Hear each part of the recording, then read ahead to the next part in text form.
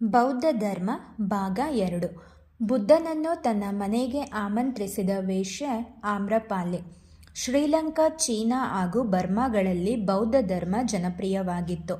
ಬೌದ್ಧ ಧರ್ಮದ ಸಾರಾಂಶವನ್ನು ಶಿಲಾಶಾಸನಗಳಲ್ಲಿ ಕೆತ್ತಿಸಿ ಅಶೋಕ ಭಾರತದ ಮೂಲೆ ಮೂಲೆಗಳಲ್ಲಿ ನಡೆಸಿದನು.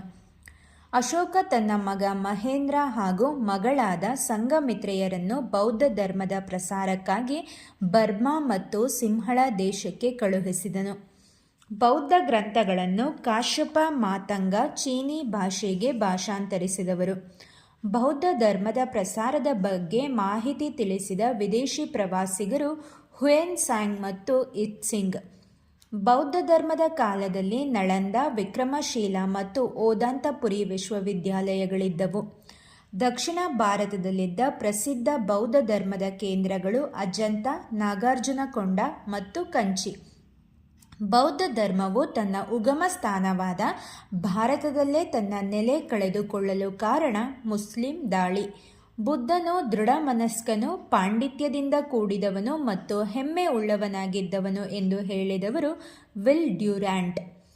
ಬುದ್ಧನು ಏಷ್ಯಾದ ಜ್ಞಾನದ ಪ್ರದೀಪ ಎಂದು ಹೇಳಿದವರು ಸರ್ ಎಡ್ವಿನ್ ಆರ್ನಾಲ್ಡ್. ಬುದ್ಧನು ತನ್ನ ಬೋಧನೆಗಳನ್ನು ಪಾಲಿ ಮತ್ತು ಪ್ರಾಕೃತ ಭಾಷೆಯಲ್ಲಿ ಬೋಧಿಸಿದನು. ಮೊದಲನೇ ಬೌದ್ಧ ಸಮ್ಮೇಳನ ಕ್ರಿಸ್ತಪೂರ್ವ 483 ರಾಜಗೃಹದಲ್ಲಿ ನಡೆಯಿತು, ಮಹಾಕಶ್ಯಪನ ನೇತೃತ್ವದಲ್ಲಿ. ಎರಡನೇ ಬೌದ್ಧ ಮಹಾಸಭೆ ನಡೆದದ್ದು 383ರಲ್ಲಿ, ಸ್ಥಳ ವೈಶಾಲೆ. ಮೂರನೇ ಬೌದ್ಧ ಮಹಾಸಭೆ ನಡೆದದ್ದು ಕ್ರಿಸ್ತಪೂರ್ವ 250 ಪಾಟಲಿಪುತ್ರದಲ್ಲಿ, ಅಶೋಕನ ಆಶ್ರಯದಲ್ಲಿ. ನಾಲ್ಕನೇ ಬೌದ್ಧ ಮಹಾಸಭೆ ನಡೆದದ್ದು ಕನಿಷ್ಕನ ಕಾಲದಲ್ಲಿ, ಕುಂಡಲವನ ಕಾಶ್ಮೀರದಲ್ಲಿ.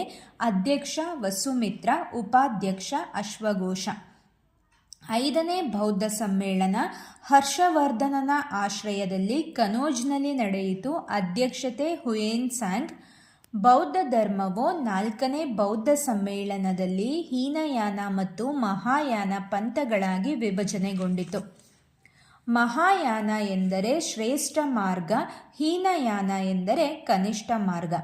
ಹೀನಯಾನ ಧರ್ಮವು ಬುದ್ಧನನ್ನು ಕಮಲ, ಆನೆ, ಧರ್ಮಚಕ್ರ ಮುಂತಾದ ಲಾಂಛನಗಳ ಮೂಲಕ ಆರಾಧಿಸುತ್ತದೆ. ಬುದ್ಧನ ವಿಗ್ರಹ ಆರಾಧನೆ ಮಾಡಿದರೆ ನಿರ್ವಾಣ ಹೊಂದಲು ಸಹಾಯ ಮಾಡುತ್ತಾನೆಂದು ಮಹಾಯಾನಿಗಳು ನಂಬಿದ್ದಾರೆ. ಮಹಾಯಾನ ಪಂಥವು ಸಂಸ್ಕೃತದಲ್ಲಿ ಕೃತಿಗಳನ್ನು ರಚಿಸಿದರೆ, ಹೀನಯಾನದ ಕೃತಿಗಳು ಪಾಲಿ ಭಾಷೆಯಲ್ಲಿವೆ. ಬೌದ್ಧ ಧರ್ಮದ ಅನುಸಾರ ನಿರ್ವಾಣ ಎಂದರೆ ಆಸೆಯ ಬೆಂಕಿಯನ್ನಾರಿಸುವುದು.